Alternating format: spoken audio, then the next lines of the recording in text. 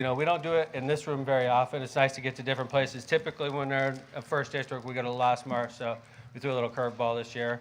We're trying to go to different locations this year, so we're trying to get you guys into schools and places that we don't normally go to. So thanks, everybody. It's good to see everybody out here. As we normally do with Mayor's Night Out, we start off with introducing the department heads, so let's go ahead and start off like we do everyone. First off, this is Alex from my office. Alex is actually the head of Constituent Affairs. Yes. If you guys need anything, I have business cards. You can call me tomorrow. Constituent Affairs is located in Hammond City Hall. Mayor's office. Right. Cool. Thanks. Yep. Zach Galeris, Legal Aid. Jeff Smith, Port Authority. Megan Flores, City Controller. Chris Campbell, Information Technology. Jim Talon, Park Department. Andrea Lewis, United Neighborhoods, Inc. Juana Miller, Community Development. Jaime Prieto, Water. Brian Poland, City Planning. Ron Novak, Environmental Management. Scott Miller, Chief of Staff. Kevin Smith, Corporation Counsel. Ann Taylor, Planning and Development. Dean Button, Engineering. Jack Smith, Sewer Maintenance. Mylon Krasinski, Sanitary District. William Short, Hammond Police Department. Bernie Grizzlia, Hammond Fire Department. Sharon Daniels, Personnel and College Bound. Felix Gonzalez, Public Works. Kelly Kearney, Inspections Department. Nicholas Farrell, Code Enforcement. Juan Moreno, Economic Development.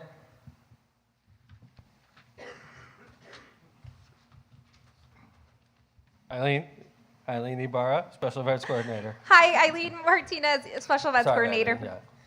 Okay, so it's good to see everybody here. Everybody on this stage, somebody's up here that can answer your question today. We've been doing Mayor's Night Out every year since I first became mayor. I first became mayor in 2004.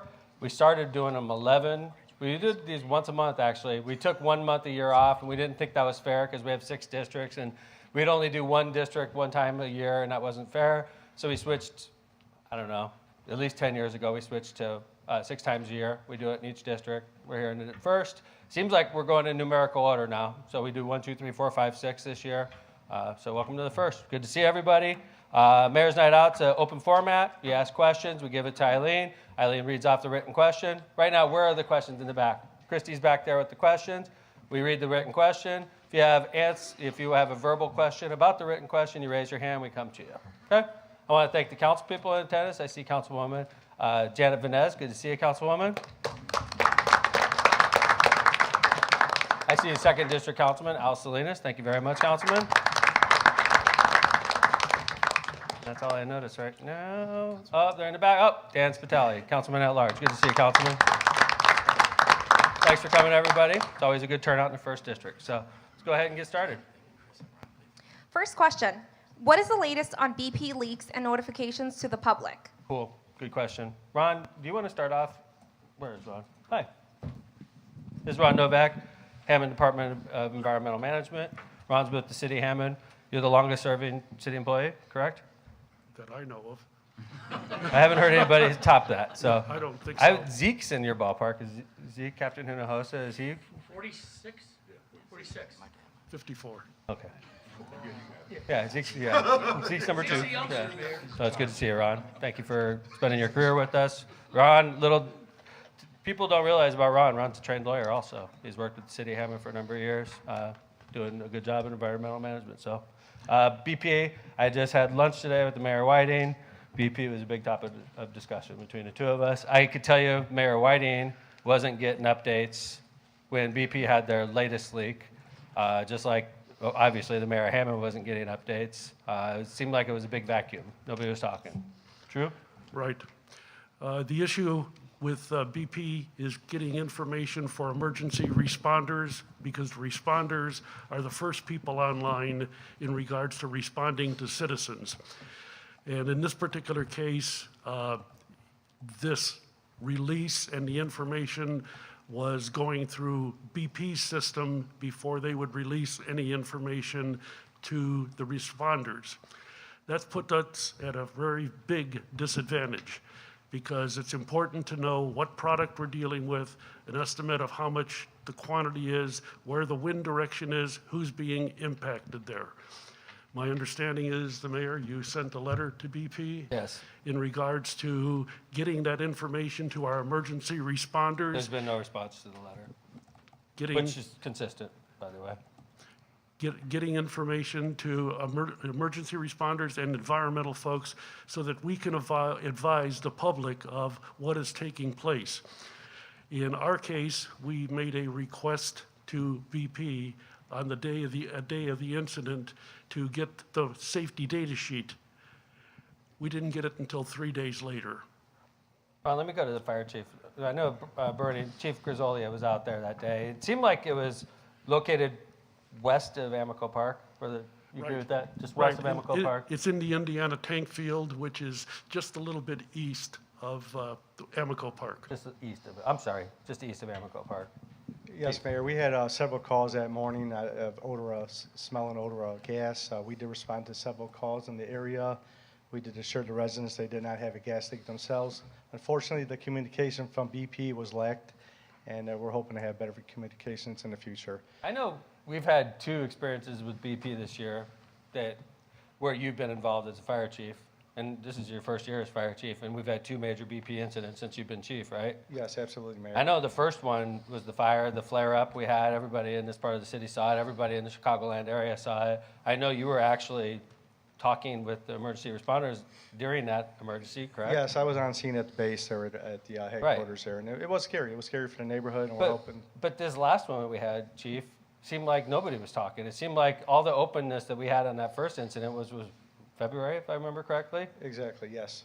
This last one, nobody was talking. It was just like they shut the door on everybody. It really was like that, Mayor. We're hoping to have better communication. We've been stressing with them we need better communication. Unfortunately, they state that they have a chain of command that they have to follow before they can release any information. Actually, that morning, we probably had 30-plus calls at our front office for odors of smell, what was going on. And unfortunately, we don't have the answers. So it's a tough situation for the city of Hammond. So we're hoping to have better communication. I was up here, and it was extreme. This part of the city, it felt like if you lit a match, it would blow up. Correct. It was that strong. Yes. I've never experienced anything that strong personally. It smelled like a gas station times 50. And it was everywhere. And as bad as it was for us, it was part of our city, obviously this part of the city, but Whiting had it pretty much in their entire downtown. Mayor Whiting, who's an ally of BP, is just as furious as we are, because he was getting the same reception that Ron was getting and the chief was getting. Yes. The Mayor Whiting, it's his city. Yeah, same thing. I spoke to Chief of Whiting, Mr. Harbin, Fire Chief Harbin. It was the same thing. He had lack of communication. So. And it depends which way the wind was blowing too, Mayor. Sometimes they had sent in Chicago. It traveled to East Chicago. Mr. Novak could tell you about it. It was just a bad situation for everyone. So hopefully we're going to deal with it in the future. Follow-up question on that? Okay, hold on. Where's my microphone? Oh, there it is. Hi, Al. Hi, sir. Hi, Mr. Mayor. In the communication part, I think I've signed up for that Smart 911 or 311 from Lake County. Okay. I've never received a message for any of these emergencies. Is there something that Hammond can do to We are actually, that's a great question. We actually are working on this, and it's complicated, but we're working on it. Chris, you know a lot more about this than I do. This is Chris, he's the head of IT. Hey, hello. So after that Amico event, we started working with a company called Everbridge, and it's going to allow us to send a text, email, recorded call, but you have to opt in. So in the coming months, we're going to do a blitz, let you know that this is out there. You go to a website, you put in your information, and you'll be on our list. And you can opt in for, like traffic stuff or, weather emergencies and stuff like that. So we imagine, and it's soon. Not free, of course, so we have to come up with the money for it, and then we got to roll it out, but we are working on something, Hammond, within our city. Smart 911? No. I'm not sure. No, that's not us. That's county. But Hammond is included, so I get the weather messages. Cool. But I don't get. But we don't control it. I mean, that's not run by the city. Yeah, guys, Alex, somebody's got to, hi, miss, hold on. How you doing, ma'am? Nice to see you, Carla. We have to do, by the way, we're doing this for the TV so that people could hear you. Because I could hear you fine. It's people at home. Yeah, So. I understand. I have a I still have a little bit of a cold, so. Okay. I'm over here. I'm fine. Mayor, can you release, can you release the letter that you sent to BP? We'd like to Yes, ma'am. read what you said, because I Yes. think it was kind of around the December 26th or 27th. So Yeah. I'd like to, we'd like to put that on social media, No if you problem. don't mind. Can we, I have the can copy we of do it. that tomorrow? I have. We'll a do copy. that tomorrow. We'll put it on Go Ahead. If you That's have no problem. Okay, if you could send it to me, that would be even better. You can Okay, put off you know Go my Ahead. email. I Yeah, it's my question. I did talk to Lake County, and they said, BP said it wasn't a hazardous incident, so that they did notify fire department and the fire chiefs. That's what Lake County said. They got the message at around 9:30 a.m. on the 26th from BP. It's up Okay. to BP to send out the message. It's their plant, it's their accident. They sent it out, and it did go to Lake County, and it did go to the fire chiefs, and it did go to police and schools and that. But BP maintained it wasn't hazardous, so that's why Lake County didn't put it on the Smart 911. Okay. Now, I have found out, I did my research, it is benzene, 10 pounds, that was leaked in a mixture of dirty gas and oil, DGO. So that's official, that's the report that was sent to the Indiana Department of Natural Resources. It's also the two causes of the pipe leak, what was leaking, was sent to the EPA National Recovery Center in Washington. But, Okay. Mayor, I'm going to wrap it up. We need to know East Chicago's mayor, Hammond's mayor, and Whiting's mayor have to get together and communicate and get the message out what's going on. Okay. I know you don't know exactly what's going on, you're not BP, but let us know. If Yeah. it's dangerous, we have to leave the homes, we stay in the homes, whatever. Thank Promise you. Thank you, ma'am. Appreciate it. I don't know if it makes you feel good. I had a meeting this week with Mayor Copeland about a number of issues, BP one of them. I also had a meeting this week with Mayor Speedbar from Whiting about a number of issues, BP being one of them. So we are talking, and I appreciate your comments. And I think that's a good idea about the BP letter we wrote. It's not private. It was sent to them. I know I copied the councilman, so I have no problem releasing it. So thank you. All right, let's go to the next question. Is there any other follow-ups on that? BP issue? Hi, how you doing, sir? Hi, thank you. Hi. I was just wondering, given that they are stonewalling you on letting you know this information, what is your plan for the inevitable, as we feel, the inevitable next leak? Agreed. Have you spoke with the Environmental Protection Agency on this issue? Have you let BP know that that will be our next call? We're just going to call EPA and or OSHA and have them come investigate Yeah. you. You don't want to tell us what's going on? We're going to I play agree. hardball. I'm I'd not like trying to see- minimize what you're saying, sir. I'm not. Yeah. Don't take this the wrong way. I'm just jaded. I just I'm a feel- little bit jaded because I've been in government for a long time, and I don't really see environmental standards getting tougher in the next 4 years. But they could send down But if it was dangerous. an inspection. Yes, sir. If they would And be I willing think to do all so. companies fear that. Listen, like I'm not OSHA or- dismissing what you're saying. Yeah. I'm not, okay? I'm just skeptical of what would actually So happen. you haven't talked with them? With who? The Environmental Protection Agency? They're in regarding flux BP? right now because there's new bosses taking over and the old bosses are going away. It's really like a Are you weird- planning on staying on that and contacting them? Yes, sir. Yes, All sir. right. I promise. And the thing that with BP, there's a number of people in this room that are very concerned about the environment. I know that, okay? One of the things that BP is trying to sell to America, to the region, to a lot of people, because there's billions of dollars at stake, is this hydrogen hub. They're trying to sell us that this technology that they're talking about, it's cutting edge, but it's going to be clean, and we know what we're doing, and trust us. Just trust us. And they can't even get their normal operations straight. They're messing up on a daily basis, well, twice this year, where it affects business in the entire region, and they're saying, trust us with the hydrogen hub, though. The hydrogen hub is going to be fine, but we can't do our normal job the right way, but the hydrogen hub is going to be just perfect. Listen, I think the hydrogen hub is an interesting idea, but if BP is going to be the one that does it, they should get their stuff straight. The plant, the one that they run every day, they don't. It seems like they don't have control of the situation, and they're not talking to the public safety people. I'm not an expert on how that place works, but the chief knows a lot about it, and they're not talking to the chief. It's not a good look, sir. I'm not happy with them, and I promise you, I'm not like giving them a pass. I think the community would like to know your plan of action, rather than being stonewalled when the next leak happens. What, just let us know a little bit about how you will respond to the next. I mean, part of it is we're talking right now in the community. We're here in Mayor's Night Out. So, I mean, Yeah, which what I'm saying is we need to perhaps bring in some bigger guns from other agencies. Agree? Thank you. Thank you. Yes, sir.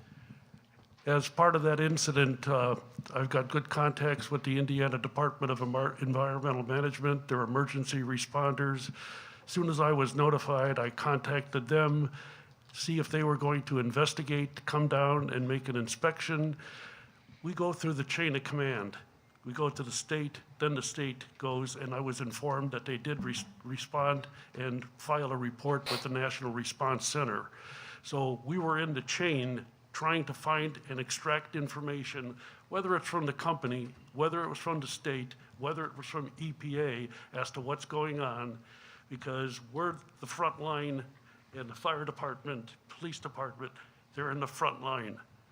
They need to know what to tell the public. So getting information is really crucial for us, and I pretty much know the tools to go through in regards to finding information, so we pass it along, first of all to the emergency responders, and then immediately to the public if there's any danger whatsoever. And in this particular case, I know it was responded to, a report filed with the National Response Center, and that tells you that a reportable quantity, which is in the federal statute, has been exceeded. And in this particular case, it was benzene, a known carcinogen. Now, only 10 gallons, but 10 gallons goes a long way. Very strong. Thank you for the question. Yeah. Wait for the microphone, guys.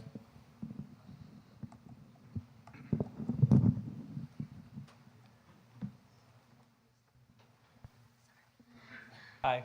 Hi, my name is Lisa Valley. I'm the organizing director for Just Transition Northwest Indiana, and we actually have a campaign in regards to the hydrogen hub and CO2 pipeline. I'm glad you brought it up. I just want to make a quick comment.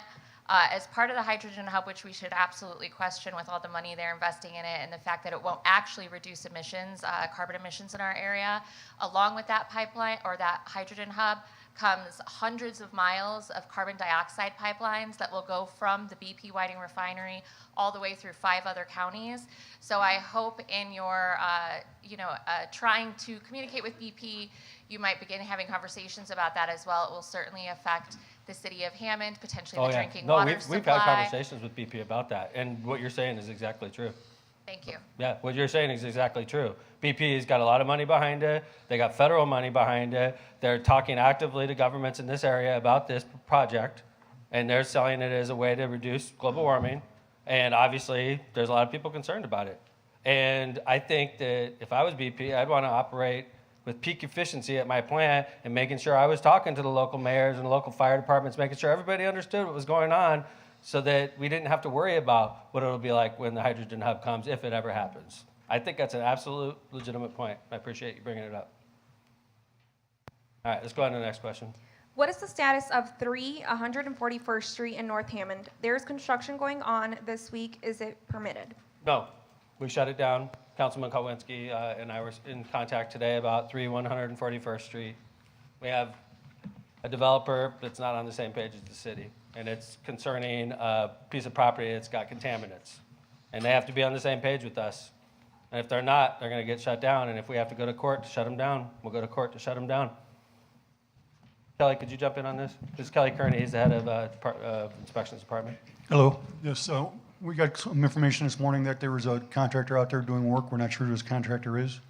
Sent an inspector out there. By the time we got out there, everybody was gone. He did issue a stop work order.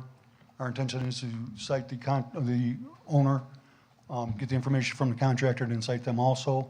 We're not sure if they're licensed, bonded, insured, or if should even be out there. The permit they did have, does not cover the work that they are doing, so it's not permitted work. And this is the type of property where I know it's something that HDEM is very concerned with is them leaving the property with trucks and carrying contaminants on the wheels of the trucks and taking it through the neighborhood. And we've expressed that concern to them, and it appears that they're not that impressed with our concerns.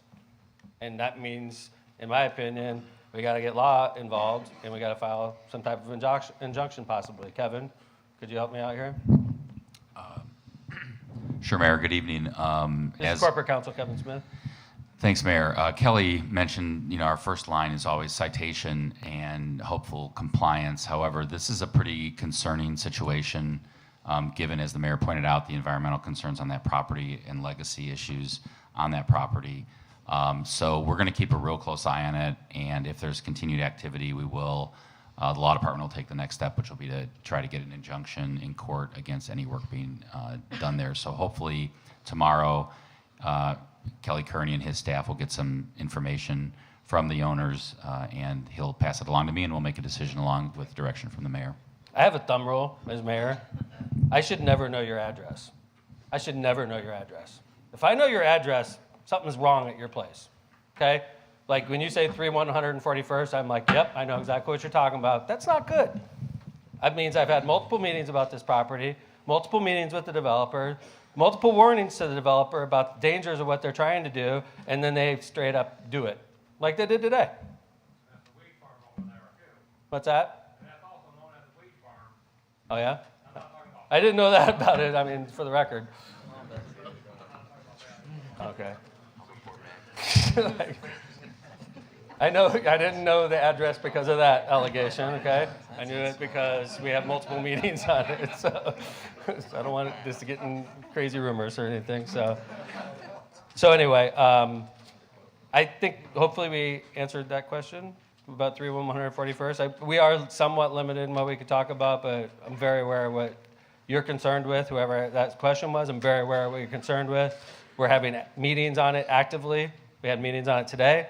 Multiple text chains going back and forth. The city's all over that situation. Is that a fair statement, Kelly?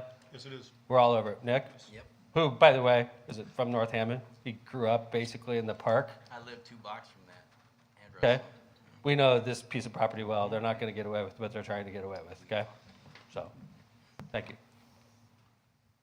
What is the status on the property located at 612 Burton Court? Current condition is in disarray, and can the department responsible give an update? I don't know that address, so that's somewhat positive, right? That would be messed up if I knew Burton Court's address also. So it's hard to answer a specific question about a specific piece of property without knowing more. Now, what I find in situations like this, I may not know the property, but I look over at these guys, and they're like, Burton Court, I know that one. All right, so Kelly? Nick? Yeah. All right, what's up? I believe like 612 Burton Court, we were Yeah. at that property address. The developer purchased it and then had to combine lots, and they were settling on an address. It was on the demo list, kind of ran out of money and then sold the property again, so we had to start that process over. But the new individual who owns it is supposed to be, which one are you talking about? 612 Burton Court. Is that the one? It's the green building that's been vacant for 18 years. Okay. We do have a vacant property registration requirement now, so if the owner registers it as vacant. Is there a sticker on it? No, we do not issue stickers any longer, no.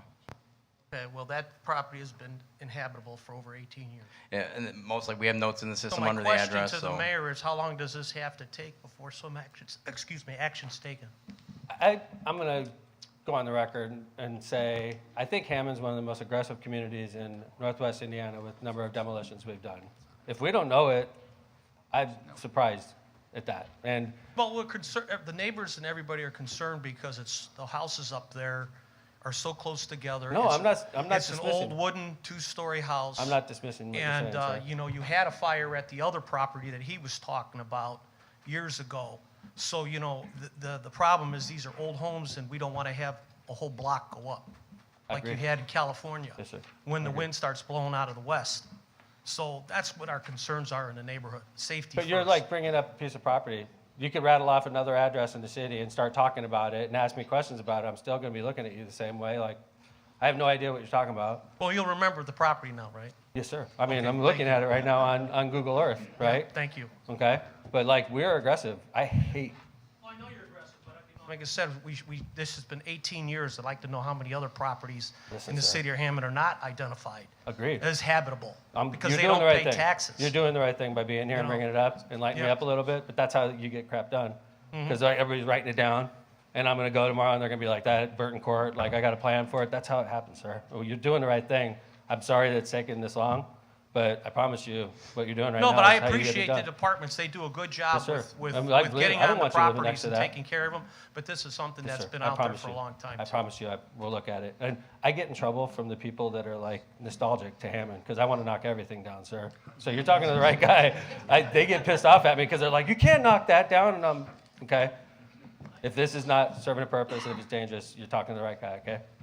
I promise you, we'll follow up on this. Did you write that down by chance so I can follow up with you? Thank you. We'll follow it up, okay? Could you make sure I get a copy of that one, guys? Thank you, sir. The address. But like, that's why you do Mayor's Night Out.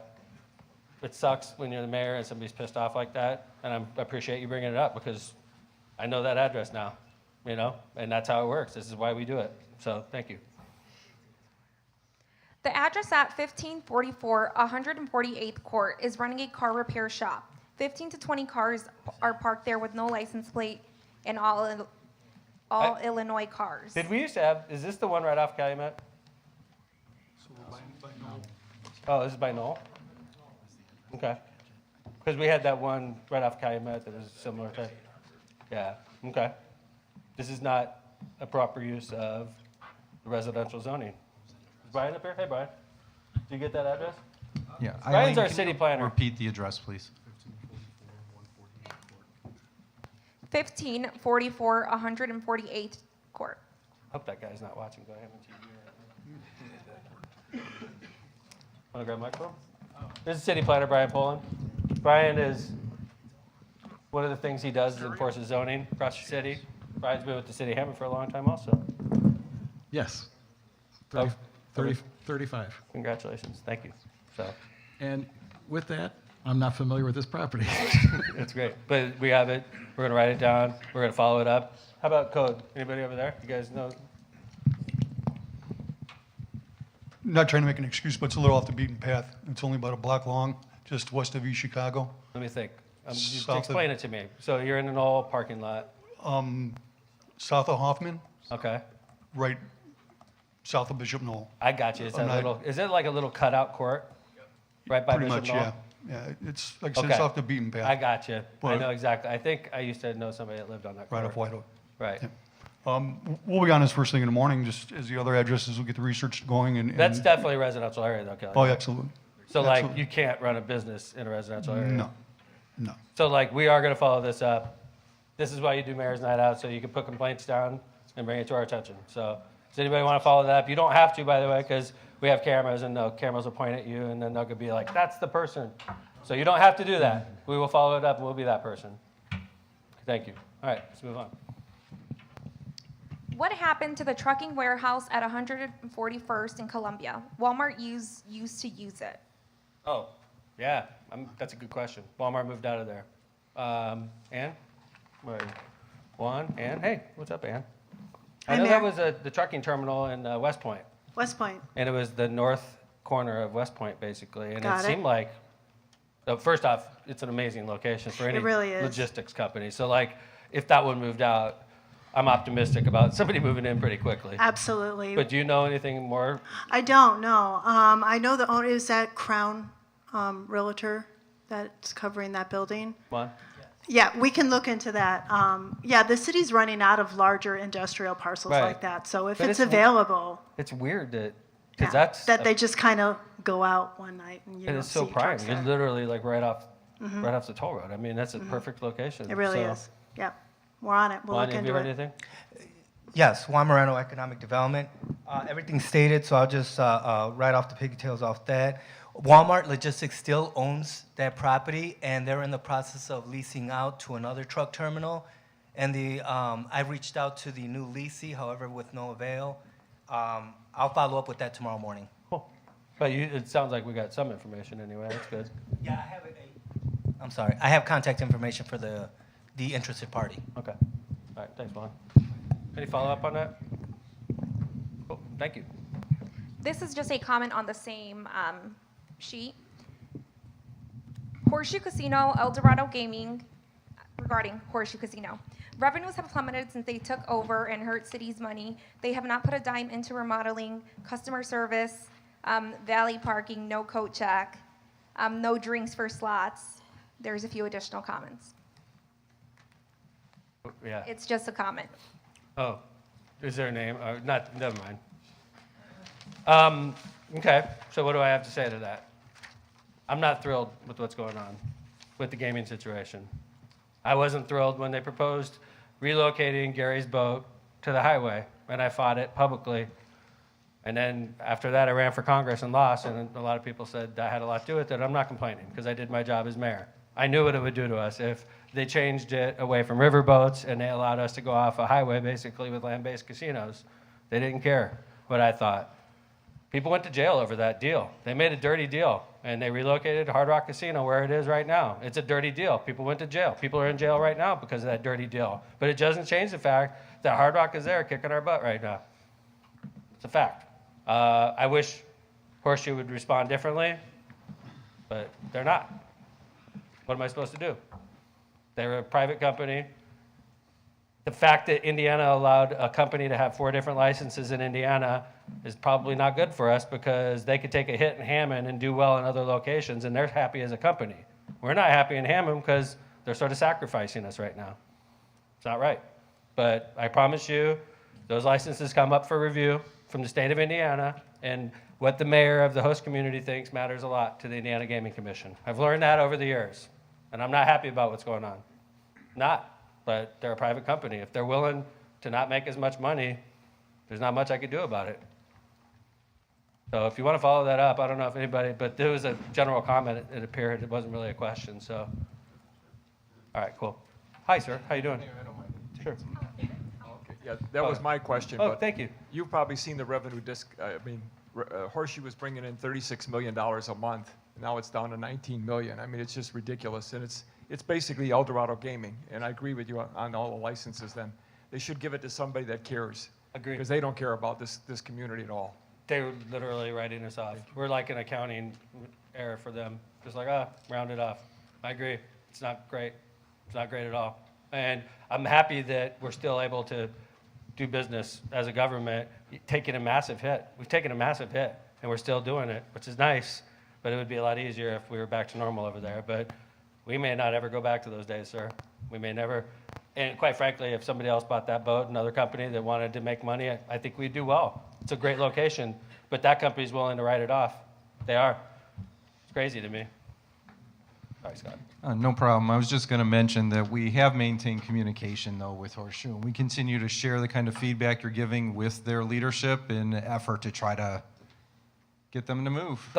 This is what makes it tough. Yeah. The local people are great. So the hard part of my job is this, sir. I get to know Bill, who runs Horseshoe, and Dan, and they're region people. They live here. They care about Hammond. They're great people. They're doing their best.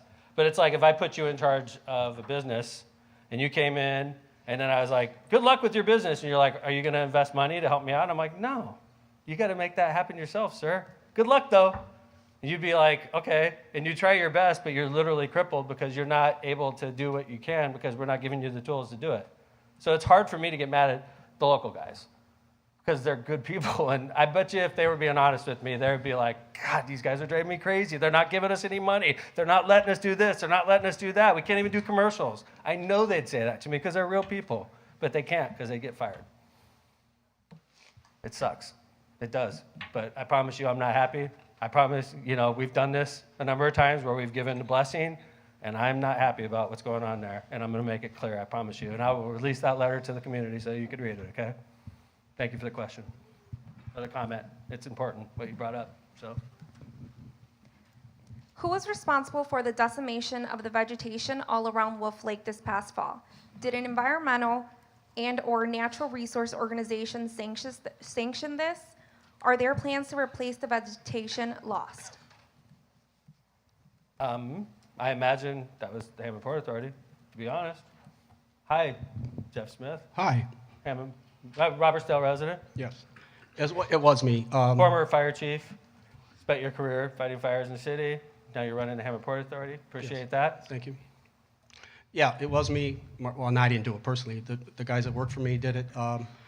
We got many complaints during Festival of Lakes Fishing Derby this last year because we have a fishing derby and 90% of the people were huddled up together, elbow to elbow, and weren't able to get to the shoreline to fish. So this year, after the fest, I had talked to the guys at Wolf Lake, and we kind of came up with a plan that we were going to cut some of it down. And once we did it, we had people calling here thanking us. I had people that I know in the neighborhoods were thanking us for cutting it down. I know that I found out later we did take some of the native species out.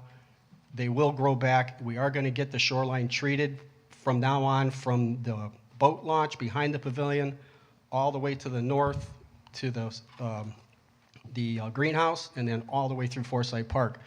I met with a company out of Walkerton, Indiana, who does our treatment now on the west side of the toll road and some treatment south of the boat ramp behind the pavilion.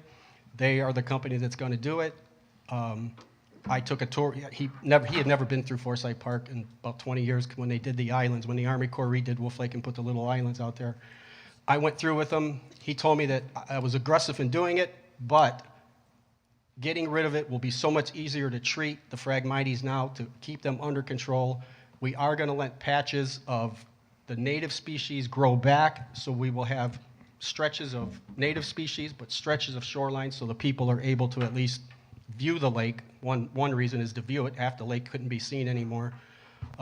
Some of the trees that we took down, 3 of them by the dog park, had been attacked by the beavers, because the beavers are getting smart now and they figured out how to climb chicken wire, because they used to just chicken wire about the first 16 inches, and now they got a tree right across the street from Mr. Button's house on 119th that's ready to fall into the bike path, so we're taking that one out. 2 of the other trees that we took down have been attacked by some kind of native or invasive weed. There was limbs on the tree, but no branches, no leaves. The gentleman from Stantec worded it as choked out. So those 5 trees, yes, we did take those down. Yes, we did cut down the Phragmites. Yes, we did we definitely cut down some native species. But there is a plan that with the Stantec Corporation company out of Walkerton that we're going to treat the whole shoreline and let native species grow back. And we're going to try to replace some of it on our own also, along with planting some trees that we get donated to us every year from a local funeral home. Thanks, Jeff. Follow up to that? Okay, go ahead. Hi. Hi, that was my question. My name's Peggy Berryman. I live in the Water Gardens. Hi, Peggy. Now, the Phragmites, as you spoke about, are actually desirous in a lake like Wolf Lake because they contribute to pulling heavy metals out of the water. Now, you may have had them cut down and you'll put some back, but it's going to take years and years and years to make that lake look like it did. I would hope that in the future, before such butchery is done around a natural resource, that you would speak with somebody, get an expert out there prior to the decimation. Right, thank It's you. just a travesty. Many people told me it looks nice. I had somebody tell me it looked good too, because now he could see the new fire station from his house. I like to see red-winged blackbirds on grasses waving in the wind in the spring. It's subjective, but if you're going to have a conservation area, it should be treated as such, not a resort. Thank you, ma'am. Okay. Next question. Why does it cost $200 to change the name on the water bill? This is coming from a widow. It's normal policy to have a fee to change names. Why it's $200, we raised the price a few years ago, I want to say maybe 3 or 4 years ago. And that was pretty much to cover the cost of the meter itself. You wouldn't believe how many renters, homeowners, ex-homeowners steal the water meter and scrap it for the brass and the materials on it. So to answer your question, you know, I will speak with my boss as well as our board to see if we can switch that policy to where if you are a widow, Are if you your in name, here, whoever asked that question? Are you in here? Do you mind raising your hand so Alex can find you? All right, do me a favor. If she's watching from home, contact Alex. Alex, how do we get a hold of you at work? So you can call, yeah, there's no name on here. You can call my office. I can give you the phone number if you want my card. I have a card as well. Yeah, 853-6302. Yep, 853-6302. Yep, that's correct. Okay. You going by your married name or? No, I'm sticking with my maiden name. All right. I get confused. All the young ladies in our administration are getting married and changing their names. So, okay, cool. So do me a favor, contact Alex Terhura, 853-6302. Explain your situation. We'll see if there's something we could do. Okay. Eileen thinks she remembers who it was, so I gave her Good. my card to give it Good. to her. Yep. Thanks. Holman Avenue is now down to one lane in both directions to accommodate the bicyclists. How much tack dollars? It's not to accommodate. Because it's written in the question doesn't mean that's fact. Okay. It wasn't to accommodate the bicyclists. There's a bike trail 2 blocks away. It was done to slow traffic down so that we could develop downtown Hammond. So, I mean, you're allowed to put anything you want in your statement. So, How much tax dollars are these cyclists contributing? all right, let's move on. Ann, where are you? Hi. Yes. Could you talk about downtown Hammond? Like where we came up with this crazy harebrained idea? This crazy idea to do a road diet in Right. Hammond. Yeah, Right. it's basically to slow traffic down. We were having cars speed down our major thoroughfare in downtown, Holman Avenue, at 50, 55 miles per hour. And like we have people that aren't as mobile that want to cross Holman Avenue and go watch a play. It was a challenge to get across. And you have Holman cars Avenue. going 45 plus, Mhm. going right in front of them. It's not super comfortable if you're not fleet of foot to walk across the street like that. So people just chose over the years to stop going downtown. Yep. But like the traffic was flying through. That's so we correct. talked to this famous national Urban planner, Jeff Right. Speck, who gave us a wonderful master plan in 2019, and we've been following it. To the We've- letter. This to guy the letter, literally yeah. came to our city, hired a bunch of people, worked with us. He's Mhm. a best-selling author. Yeah. And then he just came back a couple weeks ago, Yep, 2 weeks ago, he's still engaged in our downtown. as a watching us, consultant. advising Yep. us, and he thinks we're on the right track. We're And on this the right guy track. that's like got a best-selling book about walkable downtowns. That's right. So it wasn't just for the cyclists? Wasn't just for the cyclists, Whoa. for the pedestrians, for the people. Okay. Mayor. Yes, sir. So the whole idea is to have a walkable community downtown, right? And in the next, maybe the cyclists aren't contributing right now to the tax rolls, but 100 units are opening up in the bank this spring. We'll have another RFP awarded for another 200 units coming into to Rimbach Plaza. We're going to have a downtown train station in the next 2 years. All these things are going to be so that people don't have to have a car. And if you're my generation, you say, that sounds crazy. But if you talk to the Gen Zers, they don't want cars. They want walkable communities, and Hammond's going to provide it. You'd be able to live in one of those buildings and walk to the train station and be in downtown Chicago in a half hour. I mean, this is the kind of thing that is going to develop our downtown. So, all right, let's go. Oh, hi, TJ. What's up? Hi, I'm TJ. You know, I appreciate the person's concern about the traffic going back and forth. You know, I drive that way to work, and it slows me down too. But I really love the idea of the walkable downtown. I love the train station. It's being built blocks from my house. I live in South Hammond. Good. and Thank you. It's I'm weird how people your age look at it so differently. I know people that live in your neighborhood that are moving away because the train station's going there. It's true. I mean, literally, like, know him well. He's just like, I just don't want to live that close to a train station. So he's moving to Wow. another part of the city. But it's funny, he's a little bit older than you, so. Yeah, I get the train to the dunes. I get the train to Right. Chicago. It's crazy. Yes, sir. I'm about to buy a bicycle too to use these bike You lanes. should. You should. You're right there. Right. Thanks, TJ. Train station? Sure. Hi, sir. Now, my question is, what are they going to do about it over there where that train station's at on 173rd and Holman Avenue? All it's going to do is create more congestion than it already is. So something needs to be figured out. That's a controversial train station, I'll acknowledge. that one wasn't really our idea. Gateway, that was our idea. Gateway. That one was being pushed at the time by the chancellor of Purdue Northwest. That was 2 chancellors ago, okay? And it was really important to the chancellor, and the chancellor at that time was really connected in region-wise, and it just was one of those things that wasn't going away. We talked a number of times, because as mayor, I was catching more heat on that station than many parts of the project. And it was like, we were willing to jettison that part of the project and focus on the downtown station, which is the one we always wanted.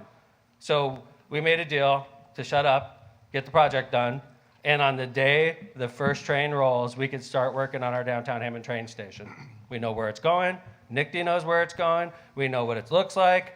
We can't start until the day that train rolls. But that South Hammond station, sir, I'm not going to stamp my name to that one. That was coming from higher ups that really wanted that to happen, because it was causing me more problems than anything. Because that neighborhood, despite TJ being one of the few people that wants it, a lot of people in that neighborhood didn't want that project down there. So I don't disagree with you, sir. And I know that Brian, the city planner, is working real hard to make sure that that traffic doesn't do that down there. But so I appreciate your concerns, though. Thank you.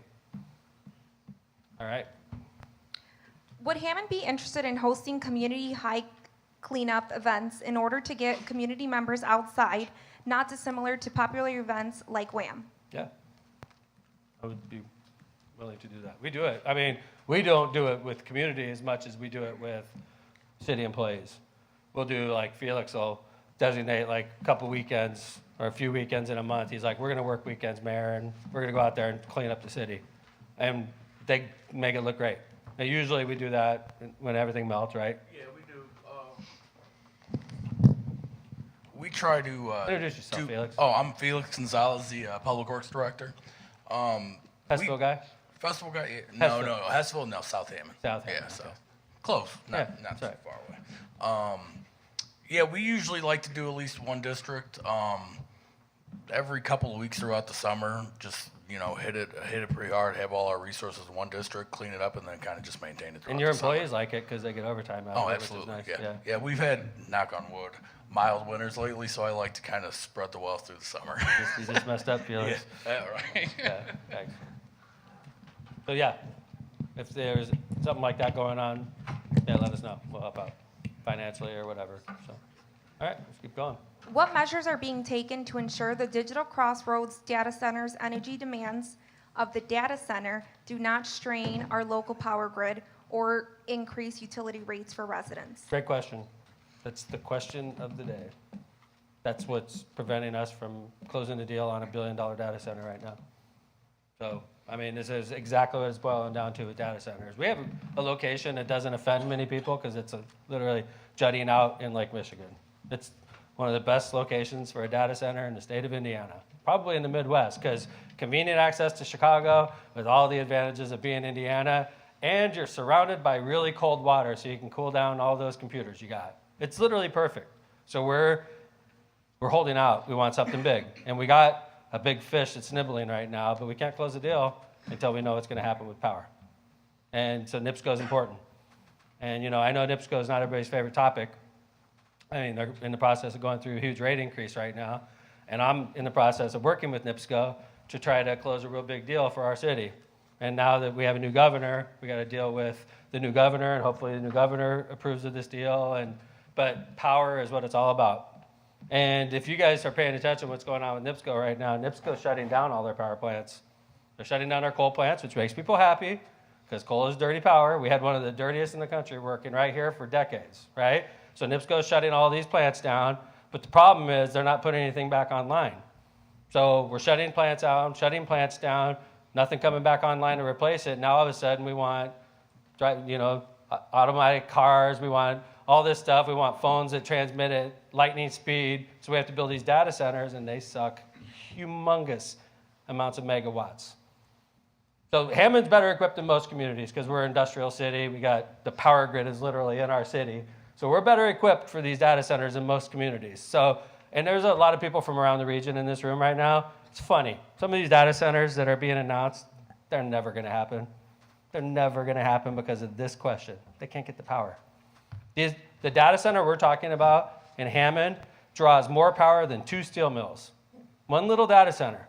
than 2 steel mills. So they have to have infrastructure in place like you're building a steel mill. We do have that here, thankfully, because there are steel mills in this area, so we have the power capable of doing that.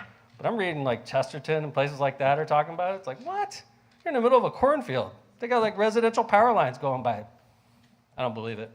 So a lot of the stuff you're reading about data centers is hogwash, in my opinion, because of power. So that's the question of the day. It's a perfect question, whoever asked it. So, hi. How you doing, sir? Good question, man. I have read some other issues like noise pollution with these data centers. Yes, sir. How do you ensure that that's not going to affect the first district? Well, the Mars are so far away, you won't hear them. Like, it was, you know where our state line generator was, right? That's where the data centers are. It's even actually. My house is right there, actually. State line generator? Right by the bird sanctuary. So Okay, it's so not you're that on the other far. I side can of walk the to it, casino? yeah.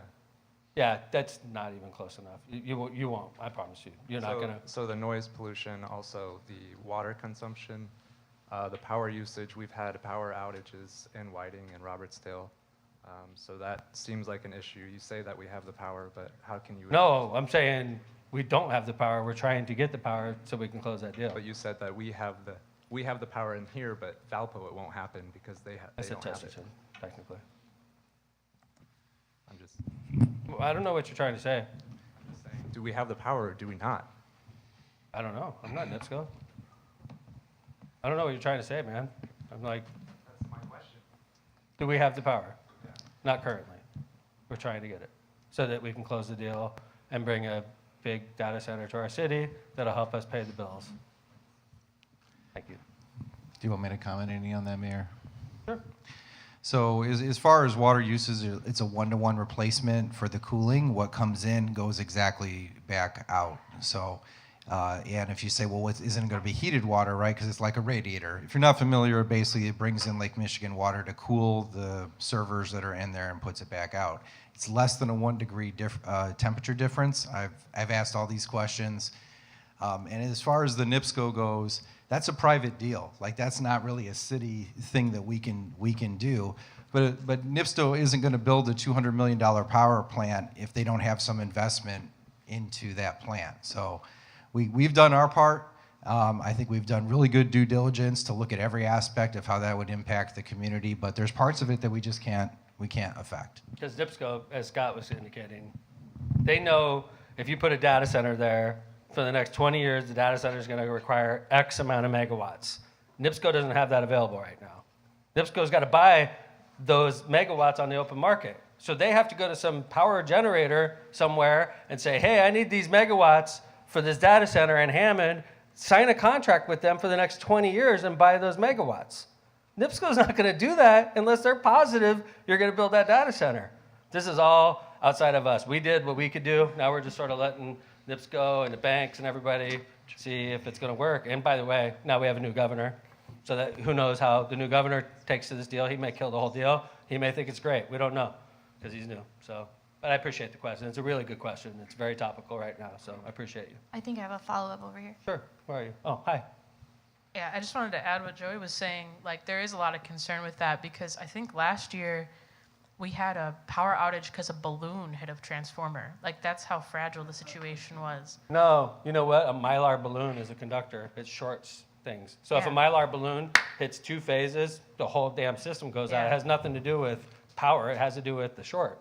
Okay. There was like a lot. No, I mean, that's what you brought up is a legitimate situation. Yeah, there's been like a lot more power outages. I've lived in this district since I was 3 years old, and I have never experienced this many power outages. And I don't know if that that obviously has to do with NIPSCO, but like just the concern for sure. I think it was like last year, not this past Christmas, but the Christmas before, we came home and we were just hanging out, and then our power went out, and our temperature in our house was dropping 70 to 60 to 50 eventually, and thankfully it jumped back on. But that situation happened a few times during the winter, and they were because of people crashing their cars into the transformer or whatever the case. So, I'm just bringing that up as a concern. I appreciate it. Hi, Councilman. This is a former councilman of the city of Hammond, Bob Markovich. Good to see you, Bob. You talk about you need all this extra power. So let's suppose Nippon Steel buys U.S. Steel, keep it open for 3 years, close it down, move everything south. Now you got all the NIPSCO power, all the land, put another data center there. So, I mean, that's a possibility. Yeah, I don't think Nippon is going to be able to buy it, though, because President Trump's indicated. But who knows? I think, personally, I think if somebody's willing to put $9 billion into U.S. Steel, I think it's a good deal, but I'm just Mayor Hammond. They don't really care what I think. Hi. Hey, I personally have some friends who work for NIPSCO who have been laid off due to just all the recent stuff that's been going on. I'm sorry, due to? Oh, they have been laid off due to a lot of the NIPSCO cuts and whatnot lately in the past, like, I would say 3 or 4 months.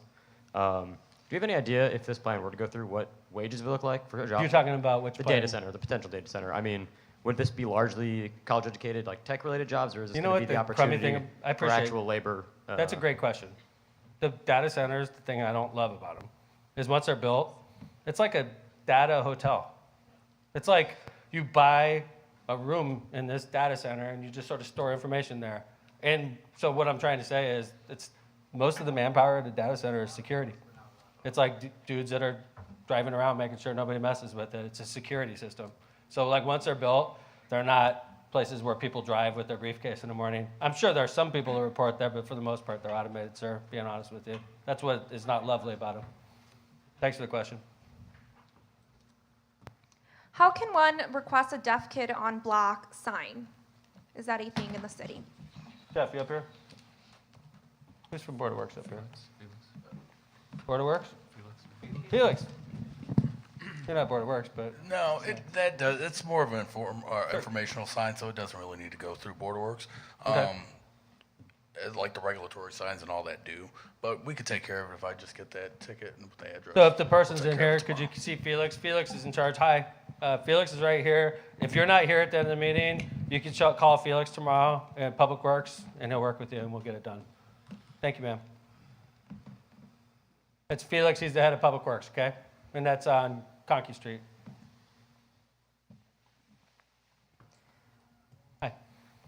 Can IT please let people know how they can reach departments via gohammond.com? Is there a contact form? What's the best way of getting in contact with them? With IT? Yeah. You just call them. Well, is there like a contact form on gohammond.com? What is the best way to reach out to a department? Via gohammond.com. So at gohammond.com, there's contact us, and that brings you to a form to fill out, and you can pick which department you want to send that email to. Then there's a little spot for your message. There was 2 comments that the contact form may be down.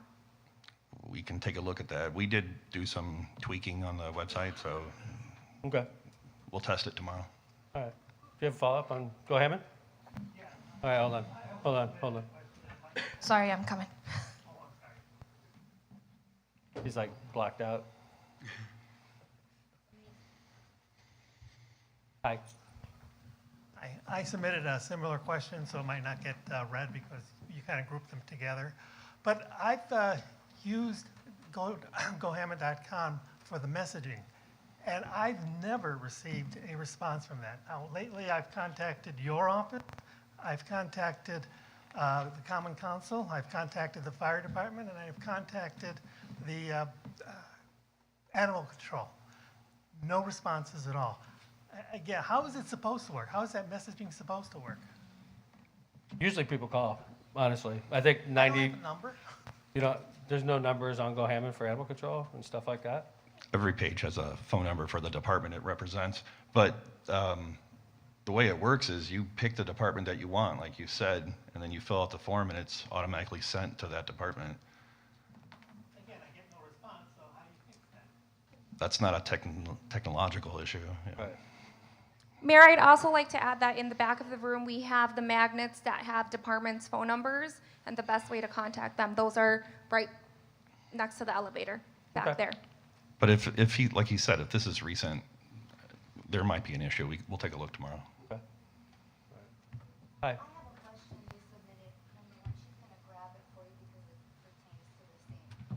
For Go Hammond, why don't you just go ahead and ask it?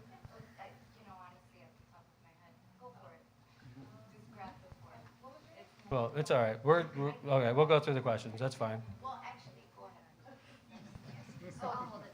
Basically, that drop-down box is very similar to the one for School City of Hammond, actually. But I agree with them. They're not getting responses.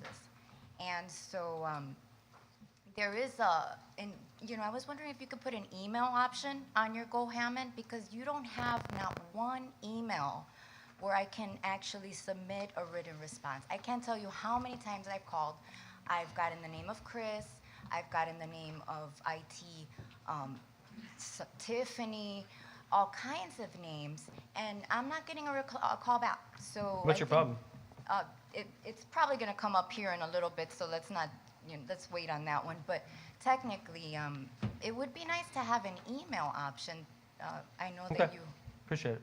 Well, we typically don't list the emails because that's how you get a ton of spam. I mean, if I had a website with your email address on it, you're going to get picked up by bots all day long and get spammed. We don't want that, so we have a form like most websites have.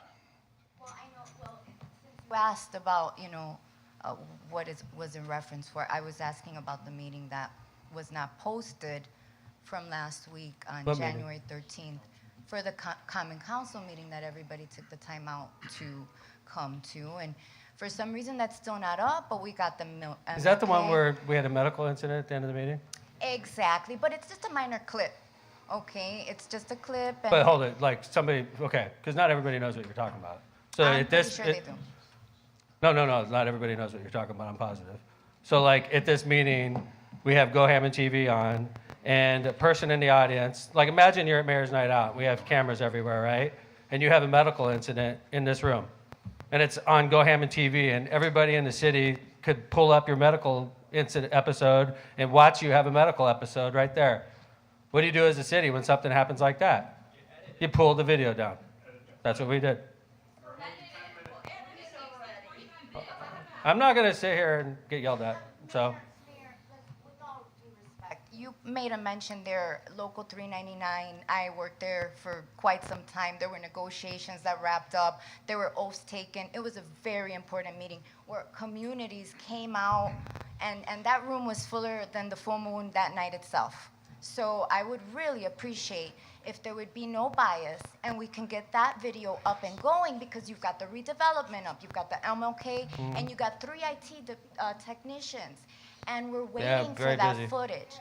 If it doesn't throw up, I mean, it's just a meaning that you may not want it up. Your staff works for you. Can you please I put created that up? Go Hammond TV. We created it. There's been millions of views on Go Hammond TV since I've been mayor. So. Okay. So. All right, thanks. We'll move on. All right, let's go ahead and do the next question.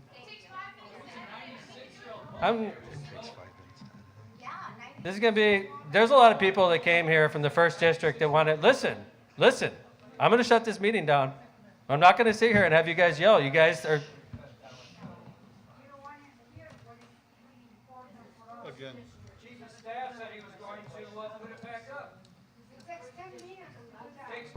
Okay. All right, we're moving on to the next question. I'm not an editor, so we're just going to move on to the next question. Go ahead, I'll read it off. No, I'm just moving on. There needs to be an enforcement of Illinois.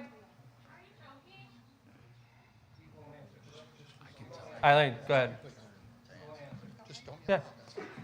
There needs to be an enforcement of Illinois residents living in Indiana to change plates to Indiana if they're not students. The wheel tax would increase city's revenue getting these violators who don't change to Indiana license plates. Okay. Chief. Reciprocity. I believe I have. No, we do have a dedicated reciprocity officer who's looking into it every day, and we also have Captain Tom Strabavi who runs that department. Strabavi, you would like to answer this one? Oh, hey, Cap. Sorry, excuse me. Captain Tom Strabavi is the head of the civilian unit that helps out in the community development, so community affairs. So Sergeant Frank Herrera is in charge of that program. He's the one that's not only handling all the C-click fixes that come in through the 311 app, but he's also the one that goes, he's been basically going from the Hessville area, South Hammond area, all the way up north. So he covers exactly what he can. He responds to all the complaints, and if there's a problem area, then he'd be more than glad. He's literally one officer that's assigned, right? This Correct. is pretty much his full-time job. I mean, there's plenty of work out there for him too, right? Your thing's not working. Sorry. That's all right. Can you hear me? All right. So. Yes, sir. And then obviously the wheel tax, it was pointed out that the more of these cars we find, the more wheel tax that comes in. We're aware of that, right? Correct, sir. Okay, cool. Thank you. Hi, sir. You have a follow-up to that? For over, I'd say 7 or 8 years now, 4 cars with Illinois plates. One guy 3 houses away, 12 years with Illinois plates. I called last year and I talked to Mr. Starabi, or Officer Starabi, and they did come out the next day, and these guys took the tickets off their cars, laughed about it. They still got their Illinois plates. And they're rental houses. They trash the alleys. The Hammond garbage men, they shouldn't have to pick up the garbage that's overflowing and everything. Them guys are working hard enough. Yes, sir. And they do not go back out and pick up their own garbage. If we wouldn't pick it up, they'd let it blow down the alley. Yes, sir. And those garbage men are working like hell, Do me a favor. trying to do everything. Could you call my office? Alex, could you give him a contact? Call my office tomorrow, give me the address. I will follow it up personally, okay? All right, and then we'll get some city officials out there to talk to him, sure, okay? All right. You have a follow-up on this? Hi, where's my microphone? Eileen, right around the corner. Hi. Okay, I know we have a problem getting these people to change their license plates. Can the city pass an ordinance that the tenant must put a clause in the lease that says you have 60 days to change your plates or it's a violation of your lease? Kev? A lease is a private agreement between a landlord and a tenant, and if the city passed an ordinance like that, really all you're saying is comply with Indiana law. We can't force a landlord to say it's a violation of your lease and we're going to evict you if you don't. I mean, what we can do potentially is look at saying, if you are a landlord and if your tenants do not change the problematic thing that you'll hear a lot is that there are a lot of exceptions to why, and I'm not trying to make excuses for folks that have Illinois plates because it drives me crazy as well, too, in my neighborhood, same issue.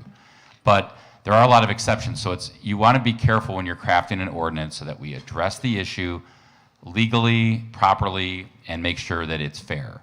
And I know that the mayor and the police department have been dealing with this issue for all 21 years that he's been mayor, so it's not a new issue. We have been approached by a couple of council members to look into this, and I can tell you the law department is, but we want to make sure if we do it right.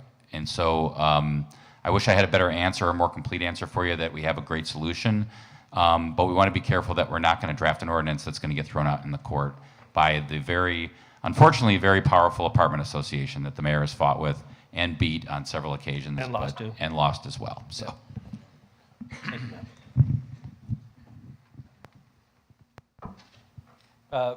Reciprocity. Yeah, referencing, can't you attach that to the rental registration agreement that you put on all rental properties in the city of Hammond? The ones that sign up? That they have to sign up for if it's a rental property? Yeah, Or so that the- way the lease is canceled between the individual. It's a separate agreement between the city and the landowner who may be living in Phoenix or Colorado or Florida. Right, or up And- the block. Right. Yeah, or down the block, or might own 25 houses in the neighborhood. That way they could at least have the responsibility to let the tenants know that they have to change. Yeah, and so Nick Farrell, we kind of revamped the form this year regarding, last year regarding rental registrations, and we're trying to get more information regarding the tenants. And maybe, Mayor, if you're okay with Nick addressing that, yeah. Yep. Yeah, I believe there is an acknowledgement at the top of the form regarding certain requirements. However, as far as our code enforcement inspectors go, if the vehicle's on the actual property itself, then we can tag it. We could deal with reciprocity, junk vehicles, abandoned vehicles. Once the vehicle's on the street, then we have to coordinate with PD, to run the plates, verify what address it belongs to.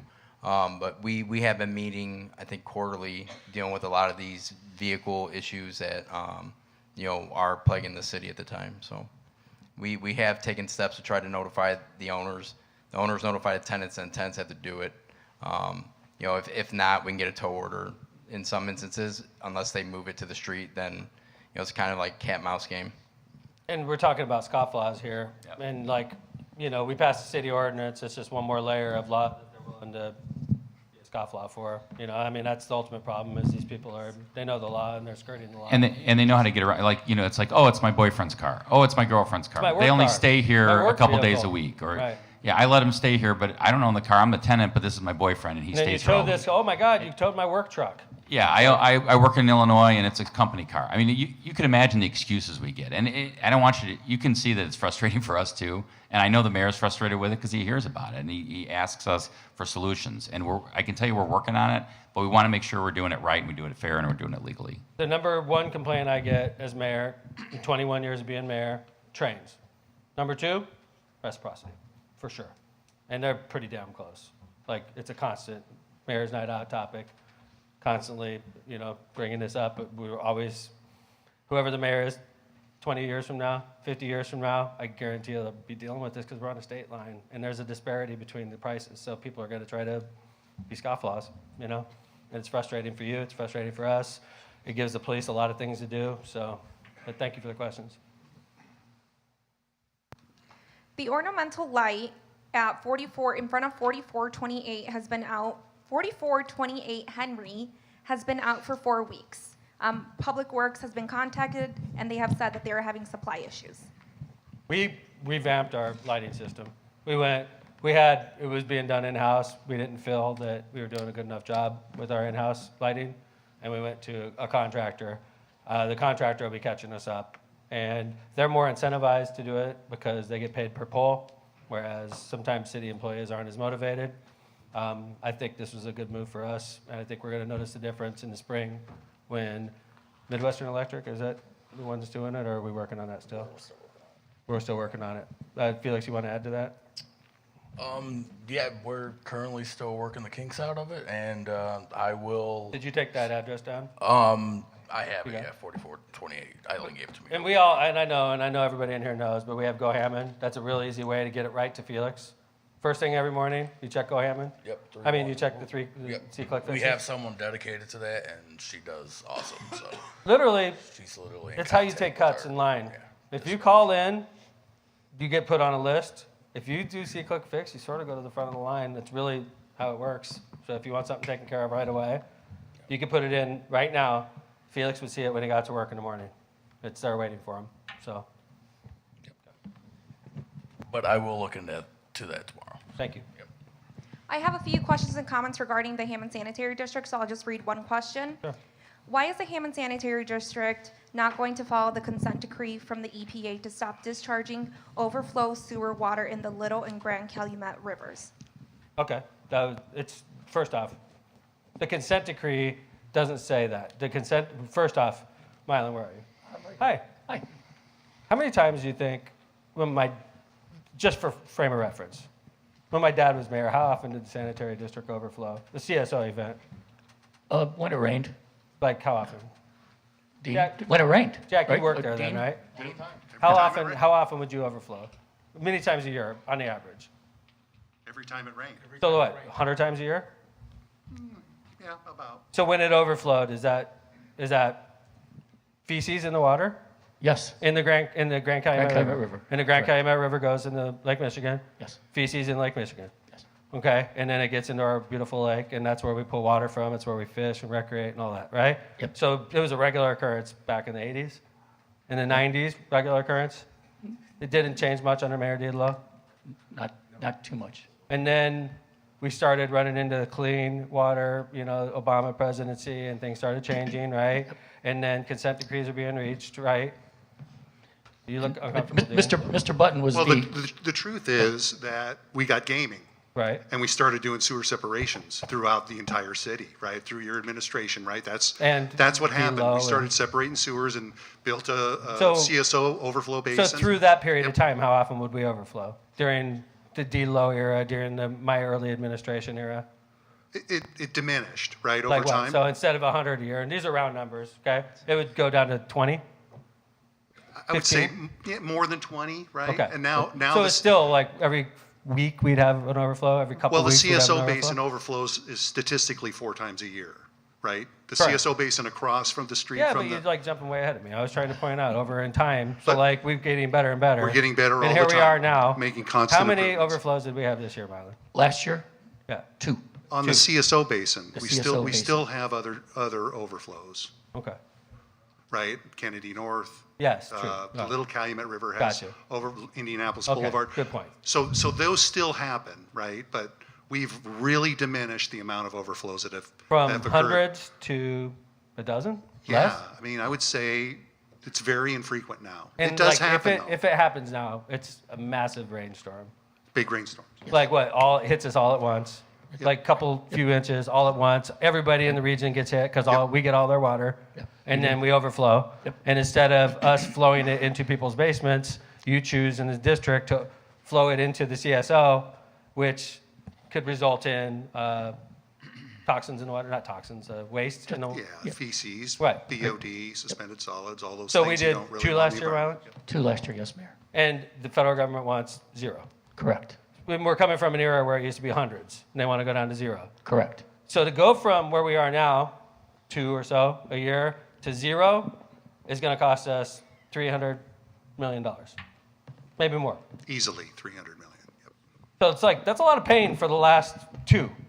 And by the way, let's make no mistake about it. You're going to pay that, Hammond residents. If you get a bill from the sanitary district, that's how we pay for it. So that means if we are forced to do these $300 million in improvements that the EPA wants us to do, we have no choice but to massively raise rates on Hammond residents. I don't want to do that. I'm doing everything I can to prevent that from happening. So when Donald Trump got elected, listen, I was on the other team. Everybody knows which team I was on. My team lost. We got lost. We got beat. We have a new president taking over. He has a big time difference of the EPA. I don't think this guy cares about that kind of stuff. And if we're able to petition the new EPA and save Hammond residents $100 million, isn't that wise of me to try to do? I'm not going to discharge dirty water. So anyway, I think it's a wise choice for the mayor to try to save his residents hundreds of millions of dollars. I think it's a wise move, and I'm going to do that because that's why you hire a mayor, to do things that are good for the community. I think that $300 million on our community is completely onerous, and it's going to drive people into losing their home. And I don't want to be that guy, and I'm not going to. Period. I'm going to go to the new EPA, and I'm going to ask them to reduce that consent decree massively. And then once they agree, hopefully they agree, then I'm going to make a deal with them, and we'll probably start building it. That's what I want to do. And if I'm correct on this, I'm going to save Hammond residents over $100 million, if I'm right. If I'm not, then we're going to build it because we're in a consent decree. But if I'm right, I'm going to save you guys a lot of money. And believe me, you're all looking at me skeptically right now, but when we raise the rates because we have to cover this stupid $300 million project, you're going to be pissed off. And you're going to remember this conversation we're having right now. I'm trying to save you a lot of money. So you guys want to ridicule me for it, have at it. I think this is super smart, personally. Really smart. Like super aggressive, mayor doing good stuff, fighting for his community. That's what I think it is. Because we're clean. We're cleaner than we've ever been in the Hammond Sanitary District. No doubt. So, hi, Terry. Okay. Yeah, Mayor, I think we're kind of misrepresenting things. Is the mic on? Yep. Okay. One thing, the Clean Water Act was passed in 1972. So you got the ghost of Richard Nixon hanging over you. It's not Obama. It's not Biden and all that. And the Clean Water Act is I can tell you when the consent decree happened. Okay, I can tell you. I know you too. don't live in Hammond, so you may not know these things. Well, I know, Terry. I know where you these live. things. I mean, know, it's not really often that I get. You had a consent decree. I can do whatever I want. This is Mayor's Night Out. I don't even have to have Mayor's Night Out. We do it as a service to our residents. And I'm talking to a non-resident, by the way. Getting ridiculed by a non-resident. We do this as a service to Hammond residents. You criticize BP for polluting, but you Well, I appreciate you. What community do you live in? Highland? Do you live in Highland, Terry? And you know what? Highland has their own EPA issues. You should go talk to your own residents about their EPA issues. So go away. Thank you. I'm not going to sit here and get yelled at by a Highland resident. I'm not going to sit here and get yelled at by a Highland resident in Hammond Mayor's Night Out. I would never in a million years show up to Highland Town Council and start yelling at the Highland Town Council about Highland stuff. I wouldn't do that because I have no business being in the Highland Town Council because I live in Hammond. You know what? So I'm not going to do it, Terry. Why don't you go back home to Highland, Terry? Go back home to Highland, Terry. Go back home to Highland. Bye. Thank you. Go back home to Highland, Terry. All right. Hi. I've got a question. Yes, sir. I'm born and raised in Hammond my entire life. Yes, My sir. family is born and raised in Hammond their entire life. Raise the rates for Griffith and Highland. They won't show up to the meeting. I got sued by them but we have a fair agreement with our customer community, sir. We have a fair deal with our customer community, sir. It was huge litigation with multi-communities, but we had to get sued so that we could save our residents hundreds of millions of dollars. So like, this is a tricky issue, but like, I do have a problem with getting yelled at by people that aren't even my boss. I do have a problem with that. I would never in a million years show up to another community and yell at their decision makers about something that's in their community. This has nothing to do with you, Highland resident. It has nothing to do with you. It has nothing to do with you. I don't care what you say. I don't work for you. I work for the residents of Hammond. So, I have a follow-up back here, Mayor. hi. Hi, so I live in Gary, Indiana, yes, but I work for SCA planting trees in your city, and I attend college in your city. Thank you. And I also pay taxes for all of Lake County and state taxes, which means I am technically your boss. And on top of that, the water... My boss the is sewer, vote the sewer, Hammond. don't interrupt me. My boss The is- sewer water is shared between Gary, Whiting, Hammond, and Highland.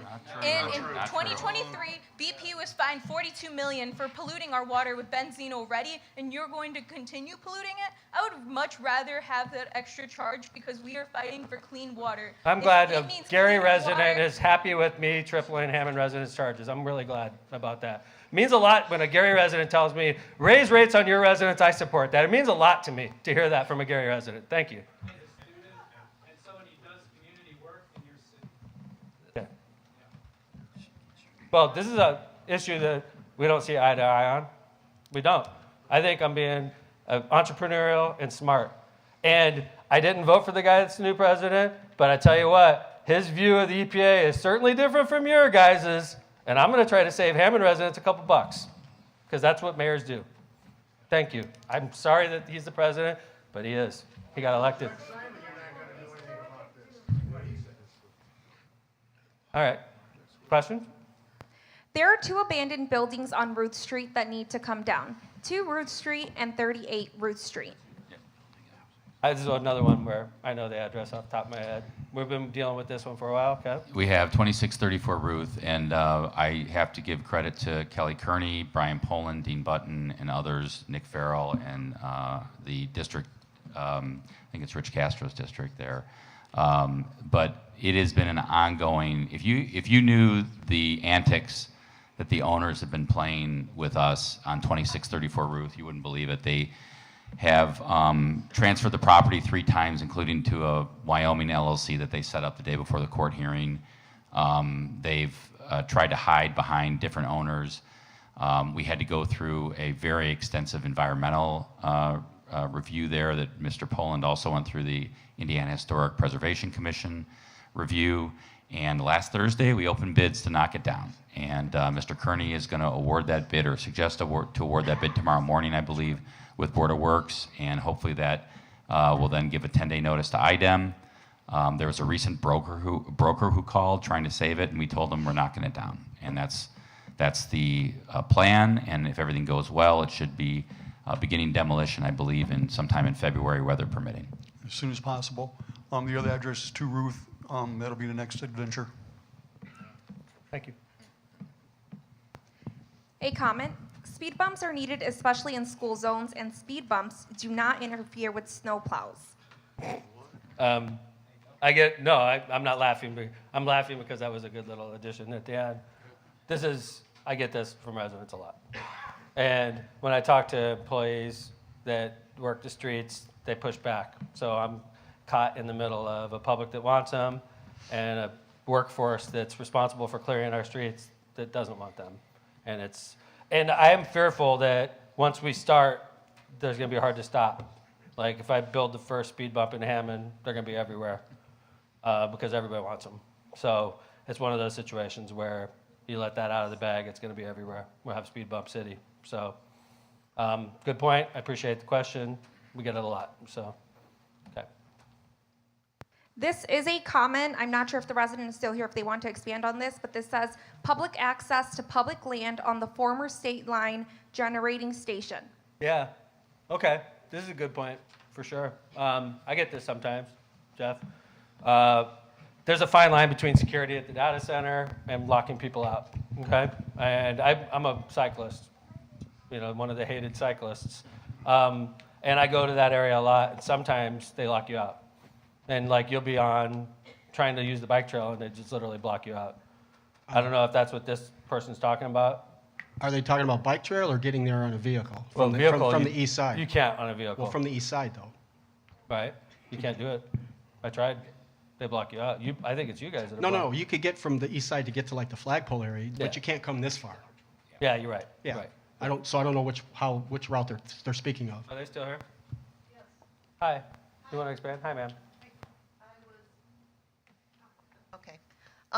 The Indiana Supreme Court has ruled that the Lake Michigan shoreline in Indiana is owned by the state for the public use. And the data center has been built on reclaimed land and is part of the Lake Michigan shoreline. I'm part of the public and I would like to use it, but I can't because I tried to go there in my car and I couldn't get there.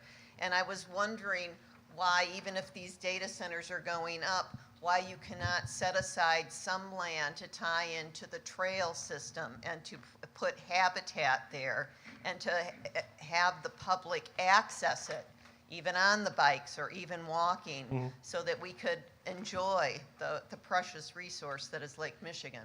I appreciate the question. So as the former chief, as the head of the Port Authority indicated, by car right now, you could get to the flagpole.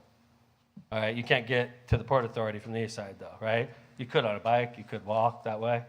And then obviously if you were taking your car from the Hammond Marina, you'd only get to basically the other side of the beach here, and it would stop you at that point. But on a bike, you could go that way. On foot, you could go that way. So I agree with you somewhat. But it also, but at the same time, we do have a data center there, and it's going to be host to multiple data centers 10 years from now. Okay.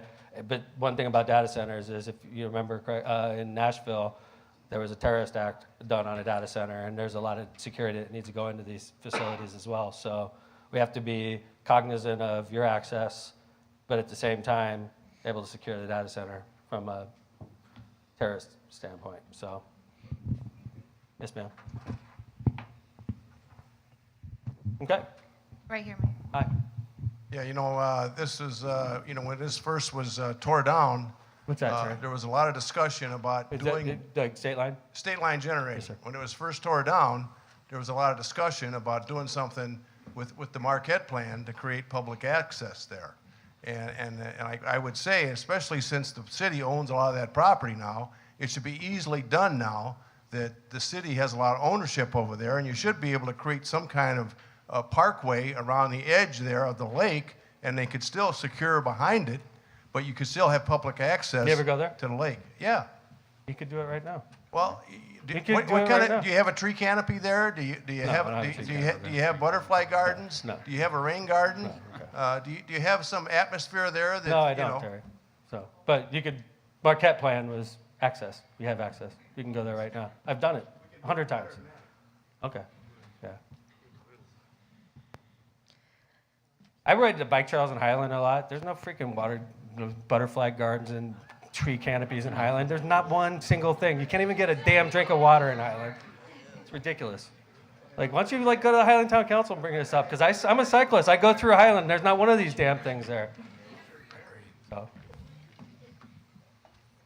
Eileen, what's up? Two comments. There needs to be better education on animal control. Not the department, but in general, animal control. Our dog has been attacked 4 times in the last year. This resident is also receiving different answers from animal control and the police. Listen, yeah, I agree.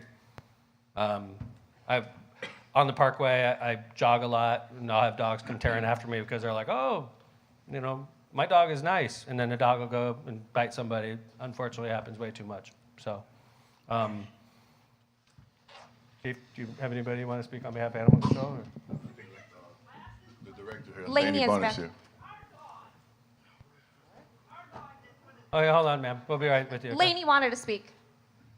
Hi, ma'am.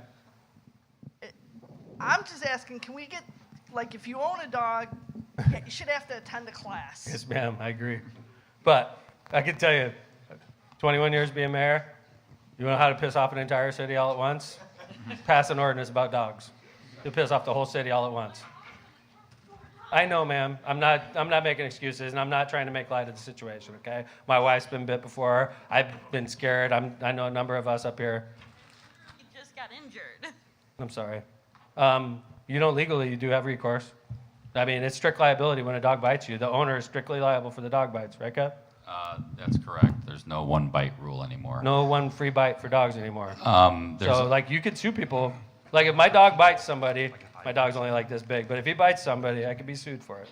The other thing I was going to mention is that there is a potential to declare a dog dangerous, and then we can require certain things. I know Laney knows that. It can be brought Well, we've before done the that Board of before. Public. We have at the Board of Public Works. Recently. Yeah, within the last year. Right. Mhm. Yep. So that can also happen if there's a continuing problem. That's Like a real bad bite. generally It effective. was like a kid that got bit really bad, and that dog got put down. Ma'am, like, in your situation, like, the city should definitely know, and I'm sure we do, but if we don't, we need to know about that dog, where that dog is. We need to get the PD involved, and we get involved in situations like this multiple times a year. So please contact one of our officers on the way out. Okay, ma'am? One Oh, second. hey. Who's that? Is that Laney? Hi, Laney.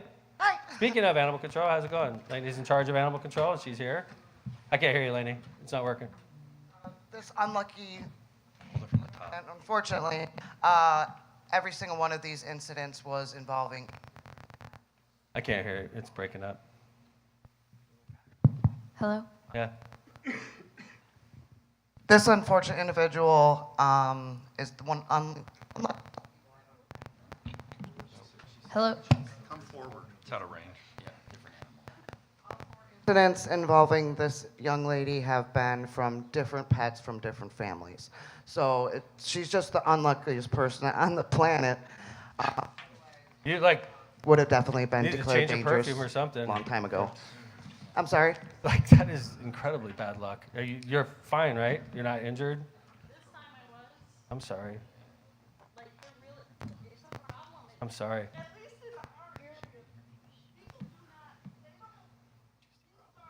Listen, we need a microphone that works, guys. This is ridiculous. I need a microphone that works. Is it they're out of range or something? Yeah. I've watched these dogs jump over fences. Like, just because you have a fence doesn't mean you should have your dog outside. If your dog's outside, you need. Okay. Do me a favor, ma'am. Could you get that information to City Hall? I'm sure we know about it, but if we don't, okay. Thank you. I think I have another follow-up. It seems like if you're behind this magic line up there, we can't hear you if you're talking in the Test, microphone. I know that gentleman's talked before and it worked. So if you're much further behind that gentleman in the second round right there, Yeah. we may be breaking up. We may have to have you come forward if you want to speak. Hi, sir. You'll probably hear me. That's not going to be a problem. Yes, sir. It's the people at You know home. what? To piggyback on the dog thing also, we've had a lot of incidents in the last couple of days where it's wind chill below zero. We have dog owners that keep their pets outside, and there should be an easier way to notify animal control of that. and 911. Have that fixed. You know, I mean, I'm glad you brought that up, sir. 911. Like, we were brought up, people my age were brought up to not call 911 unless there was somebody bleeding or dying. And then all the rules got changed a few years back. Now you call 911 for anything. You call 911 if there's a cat in a tree. Right, Chief? Yes, sir. You call 911, certainly, if there's a dog outside in a dangerous situation, call 911. You're not going to get in trouble for it anymore. It's different for people my age to hear that, but 911 is like a general information number now. Okay? Thank you, sir. I think one more. Hi. Speaking about dogs, yes, sir. It's been going on for the past year that a lot of people who don't want their dogs from Chicago keep bringing them in all the neighborhoods in Hammond and keep abandoning them all over Hammond. Okay. And that's how I got my dog. A very friendly dog, and I just don't like how these people don't want their dogs. They decide to bring them over here and abandon them on a hot day, especially. Thank you. It's a good way to get a dog. Thank you. All right. All right. Friar East Woods. This is a 6th district issue, okay? I get followed around by the people in the room right now. They go to council meetings. They follow me around at Mayor's Night Out. They feel very strongly that I'm making a mistake. Thank you. I appreciate it, ma'am. This is for those of you in the 1st district that are here at Mayor's Night Out, this is a situation that involves Hessville and stop trains in Hessville. A proposal about 8 years that the city came up with where we got the state of Indiana to agree to pay for $15 million bridge? That's what it'll cost, yep. 15? 14 million, yep. And then the Yep. city's part in that is? 25% most. 3 mil? Yeah. $3 million. So for $3 million, we solve most of the problems in Hessville by allowing cars and cyclists and walkers to go over stop trains. And this is a big problem in Hessville. You go back and talk to previous mayors. You know, I get that opportunity to talk to previous mayors. You get the opportunity to talk to people who lived in Hessville for a long time, and they'll tell you, I moved out of Hessville because I couldn't handle the trains, or the one thing that drives me nuts about living in Hessville is the stop trains. So the fact that the Mayor Hammond got an opportunity through a state grant to fix the problem for $3 million is something to be celebrated, okay, in my opinion, all right? Now, there was a problem with Scott Middle School and the walkers, and this proposal, Governor's Parkway, didn't help the walkers going to Scott Middle School. I acknowledge that. So then we worked with Norfolk Southern, and they paid for engineering for a pedestrian bridge to go right by Scott Middle School for when there's stop trains that allow the kids to go up over the stop train and get to school without crossing the tracks, which is dangerous. I got Norfolk Southern to pay for the engineering, and I got the federal government to pay for that stop bridge, or for that pedestrian bridge. So now in Hessville, we'll have a pedestrian bridge for the walkers that go to Scott Middle School. I'll have Governor's Parkway that gets everybody else in cars and bikes over the stop trains because they are back again, and they'll be back again in the future, and it fixes the problem. I acknowledge that a weakness in this is one of the only routes that we could do to make it work takes us through an area we call Briar East Woods. Okay? It's an area that some people love very much. I acknowledge that. And they feel very strongly I'm making a mistake. All right? They feel so strongly that they show up from meeting to meeting to let me know that I'm a bad mayor, I'm making a bad decision, and they don't agree with it. And that's fine. That's their right to do. Okay? And they're here right now. All right? But I haven't changed my mind on this. Not even a single bit. I'm not going to change my mind on this because I'm doing the right thing. I get hired by the Hammond residents to fix problems. Stop trains are a major problem in Hammond.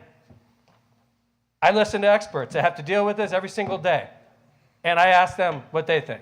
Like the chiefs. You mind? The fire chief. How do you feel about this, Chief?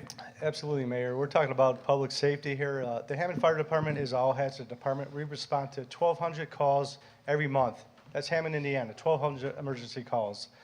So, I mean, we're talking about public safety. We have an emergency response of under 4 minutes. Trains delay them, and we're for it, Mayor, as far as the Paris Avenue.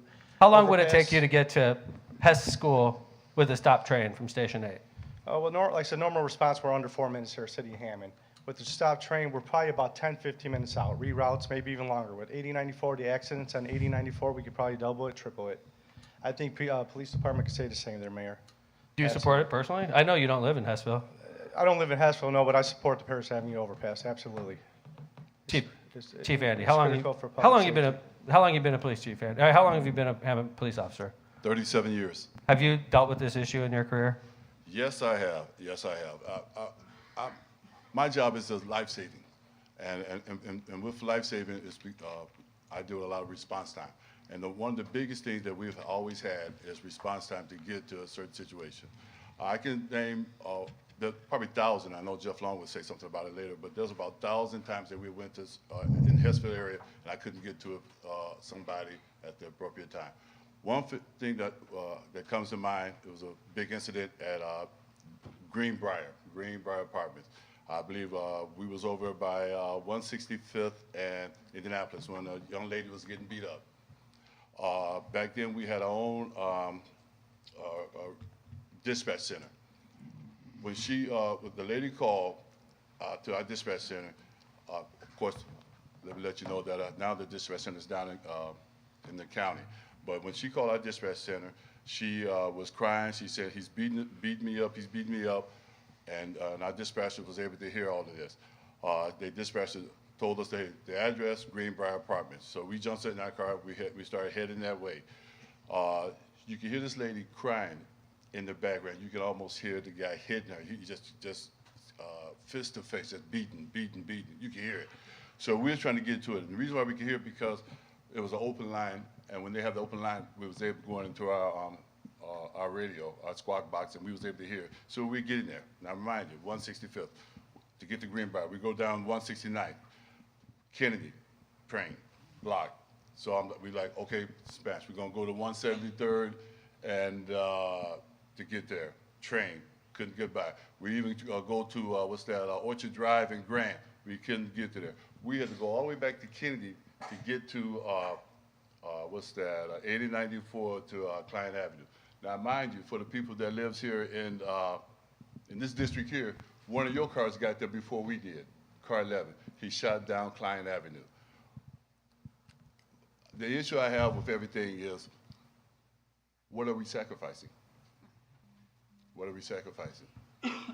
If it's you and you live in Hessville, is you willing to sacrifice 4 minutes, 10 minutes, 20 minutes? Because some of the train stays out there at least 30 to 35 minutes. If you want me to get to you, what are you willing to sacrifice? You willing to sacrifice 35 minutes of your time, of your life? All right, Chief, thank you. Hey, Jack, you live in Hessville? Yes. Could you tell me how you feel about this? How long have you lived where you live? 30 years. How do you feel about this project? I feel that it should go through. Like, everybody's gonna say you work for the mayor, right? Like, why do you support it? Reason why I support it is, I could tell you this, on March 30th of 2021, I had a heart attack on my way home from the gym. My routine route that I would turn would be 173rd to Parrish. I happened to miss that turn that day. I went down to Kennedy Avenue to 169th and headed east toward my house, and there was a train sitting on the tracks. If I was stuck behind that train, I wouldn't be right here, right now, talking to you guys. That left me in the hospital for 3 days. So I'm for the train. Anything for safety, I'm down for it. I mean, I'm sure you're concerned about the trees, right? I'm concerned about the trees. It is what it is. I mean, but safety comes first. Okay, thanks. I believe in safety. Sharon, you live right over there, right? Because, like, I think people are making it out like it's all about the mayor's, like. I am a resident of Hessville. How long have you lived there? Listen, this isn't your day. You guys get to sit there. Thanks. Bye. Wait. We've listened to this for over a year. And all of us sitting up here have listened to you. I've lived in Hessville for just shy of 40 years. A block from that location. I have never once gone into those woods. My children were told not to go in those woods. The trains still block the tracks. Yes, they do. January 5th. Don't argue. Just talk. Don't argue with them. Just talk. My grandson, my granddaughter spend the night with me. To get them home, I have to cross the Parrish Avenue tracks. Since school resumed in January, I've had to reroute 3 times. Trains were stopped. It delays me getting them home so they can get to school. Would you be able to get there? The trains are still stopped. Would you be able to get there easier if that bridge was built? Oh, absolutely. Absolutely. I would be able to get there in a couple of minutes instead of maybe getting the train, seeing it moving, and then going down to Parrish, and then it stops, and then I have to reroute and go around. Hey, Dean, how many places in Hammond have we built bridges to get over stop trains? So prior to me, the Holman Avenue Bridge, Holman right? Avenue, Holman right. Avenue Bridge. Kennedy, Columbia. Yeah, I mean, there's like county has bridges all over. But like in Hammond, we probably have 20 of these bridges because of this very issue in different parts of the city. Because like in downtown Hammond, they built the bridge because you can't develop downtown if everybody's stuck at the tracks all the time, you know? Indeed, yep. We have bridges all So, over. like, obviously- There's many locations where bridges are needed, right? Calumet Avenue, right, between Goslin and Chicago Street. Those trains block all the time, Yeah. right? So it's, but it's clear that Hessville is the worst condition, and it has been for decades. Kevin, in the law, how are they able to do this, Kevin? Like, they could just block Hammond streets and they don't give a crap. How is that? Like, our officers can't ticket them. Like, how is that possible? So I'm sure some of the older officers, like I see Chuck Turner out there and Jeff Long and those guys, and they know when they were working patrol, they used to ticket trains. They worked the beat. Guys would be blocking the tracks in Hessville for hours on end, and they would ticket the engineer.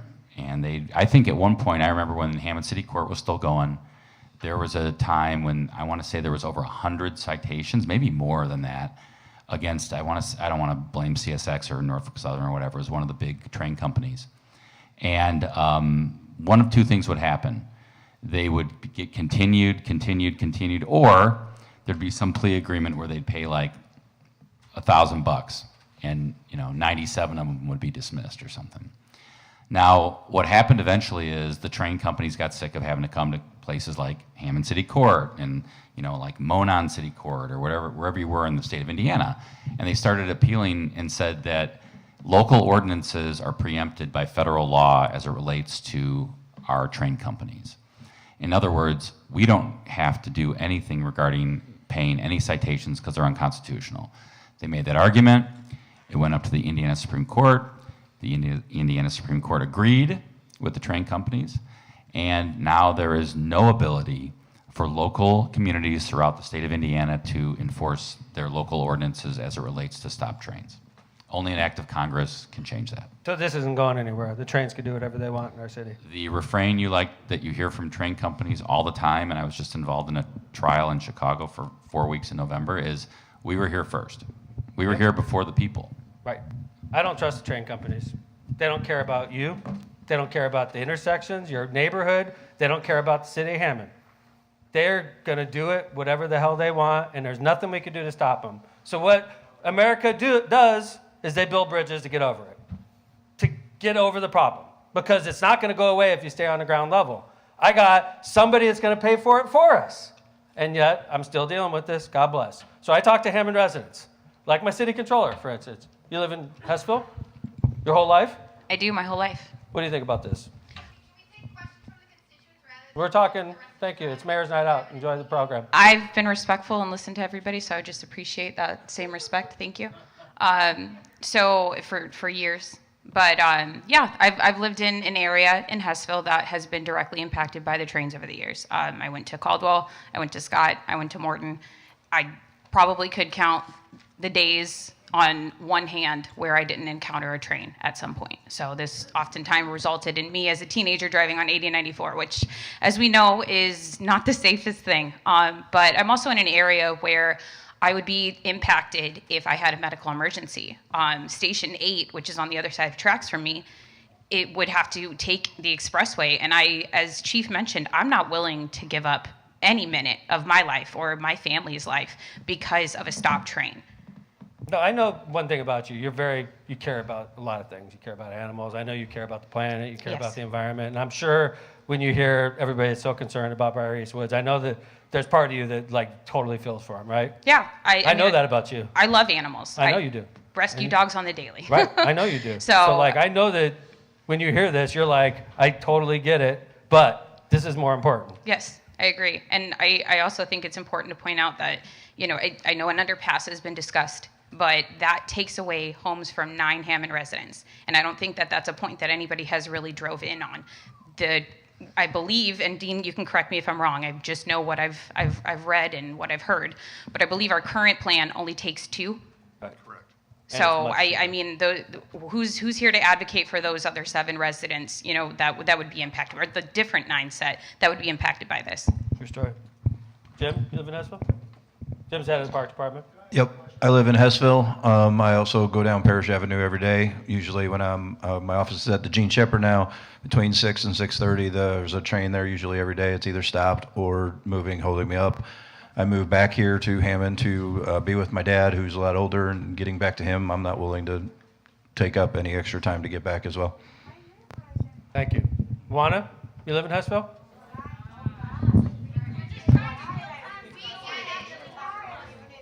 Juana? I do live in Hessville. I've been in Hessville for about 25 years. There has been a number of days where I'm late to work because the train is stopped. When the train stops on Kennedy Avenue, it could go all the way down to almost Holman Avenue, going down that way. I would have to go, it would be a caravan of cars following each other, trying to get around the train. When it comes down to pedestrian safety, there was a video that came out maybe last year, a couple years ago, where there was a child going over the train. If that train would have moved an inch or what have you, that child would have probably gotten killed. And when I looked, I knew that child. And it hurt my heart just to see that. So I'm all for the trains. Thank you. Jaime? I mean the bridge. Right. Jaime? Yeah. I think I'm a little bit more qualified than anyone in this room because you walk out of my front door and I see the train. You walk to my backyard, I see the train. Literally, that train is not even 100 yards away from me. The people that are denying that it doesn't stop, I see it every day. I have two small kids. Ma'am, it's in my front yard. It's in my front yard. It's in my front yard. I can show you pictures because I've sent pictures to Mayor, said, here it is. Stopped again, stopped again, Jaime, stopped if I again. bailed on this, if I had somebody that's willing to pay for this, and if I bail on it, would you be mad at me as mayor? That's a waste of money. That's the worst thing any politician, any person in office can do. Just walk away from money. Absolutely. So, Absolutely. like, so and listen. Mayor, and here's the thing, damned if you do, damned if you don't, right? Listen, you're not running Mayor's Night Out, ma'am. Sit down. No, you don't stand up and run the show. You have Ma'am, to sit down. You have to sit down. That's not the way it works. This is Mayor's Night Out. It's all right, because there's not much to talk about. I didn't change my mind. There's nothing that's happened recently. Listen, there's nothing that's happened. I'm not going to allow you to follow me from every Mayor's Night Out and blow it up. It's not going to happen. I made my mind up. I've talked to hundreds of people. Listen. You can practice your right to free speech. I'm just choosing not to participate. So I enjoy you all coming to Mayor's Night Out. It's a lovely night. I want to have a nice night. I'm going to go home and eat dinner because I haven't eaten dinner yet. I wish you all a nice evening. Looking forward to driving on the Governor's Parkway Bridge when it's finally built. Thank you all. Have a nice day.